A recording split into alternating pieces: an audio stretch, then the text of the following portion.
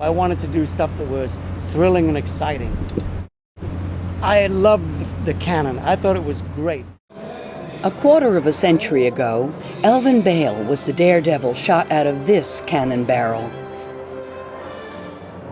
Today, it's his protege, K.M. Bermudez, who prepares himself to execute the closing act of each Cole Brothers circus performance. Recently, Connecticut circus fans gathered under the big top as Elvin Bale recalled his legendary center ring accomplishments.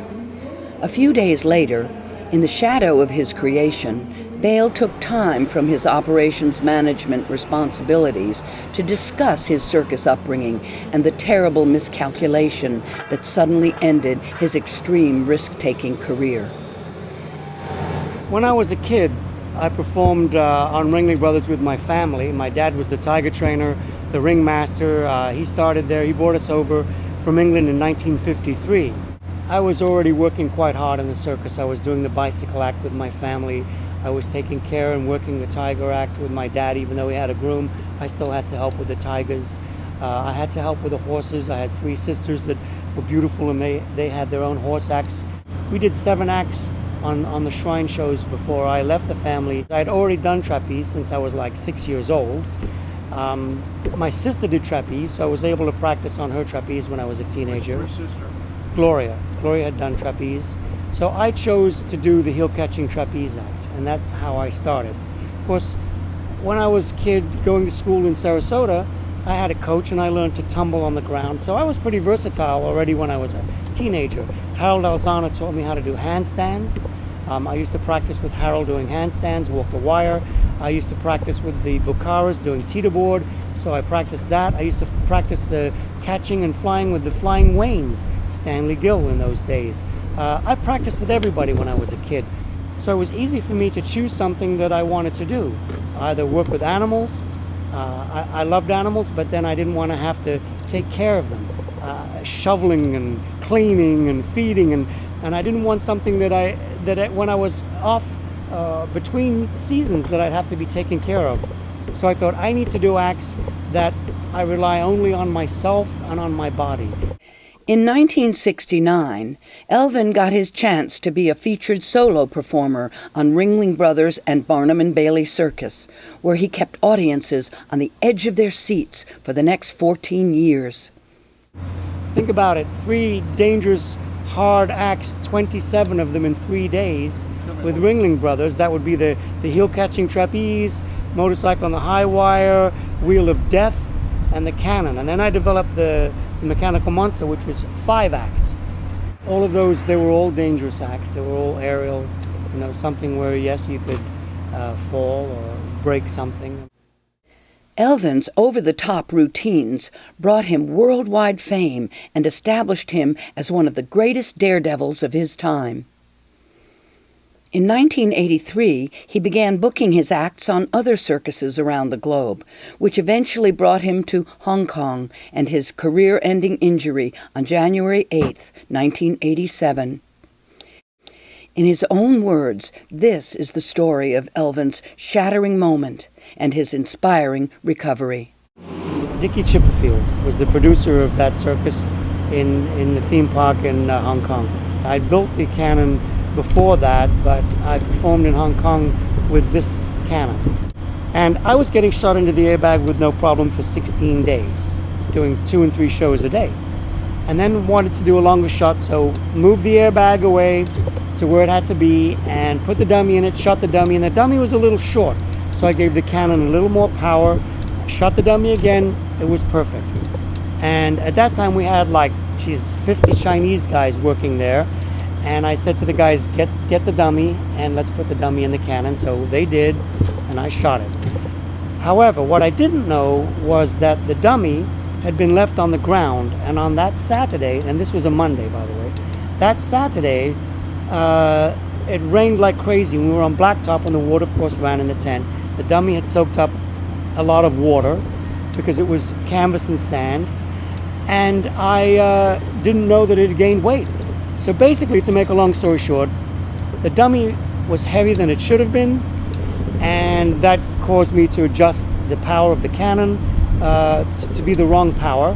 When I got in it, I got shot out, and I could see the airbag, and I could tell immediately that I was going too fast, and I was too high, and I knew I was not going to land in the airbag.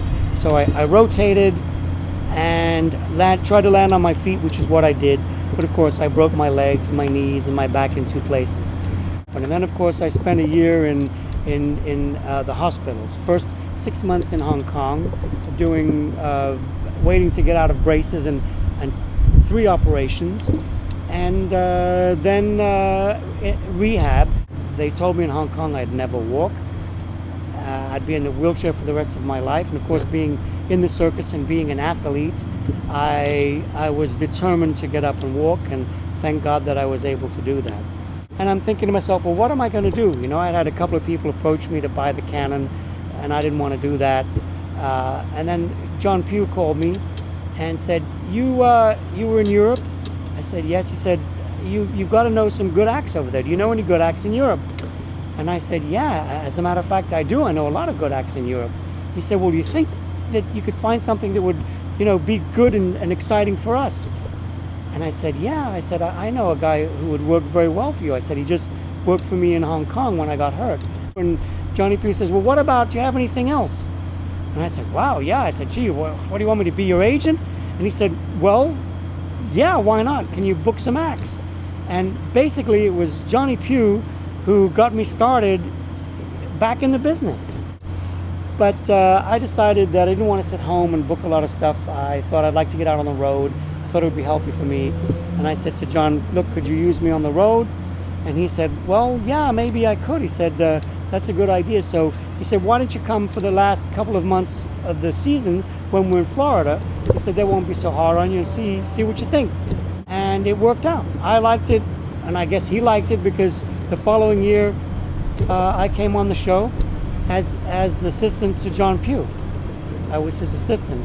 And then I think it was a couple of years later, he gave me a title of Vice President of Operations, because I took on more responsibility and that kind of thing. And I've been that now for many years.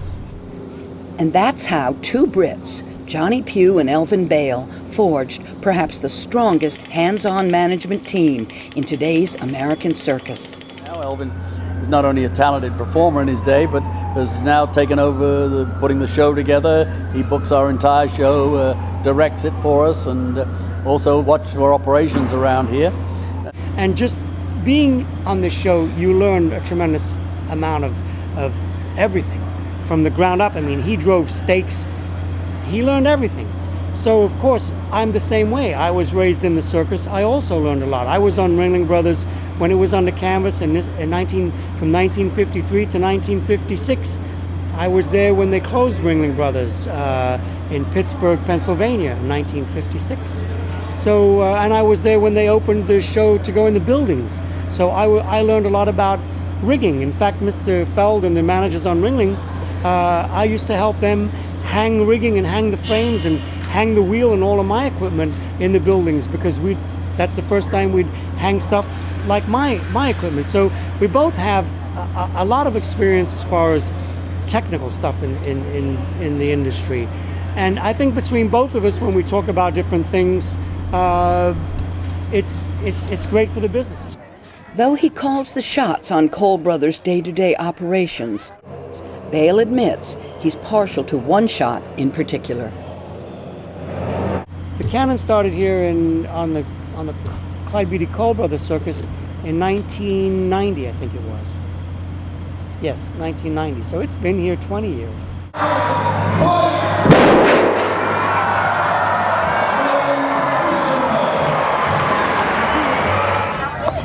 Are in your party, and if you wish to sit with friends or neighbors, you must purchase all tickets at the same time from the same ticket seller.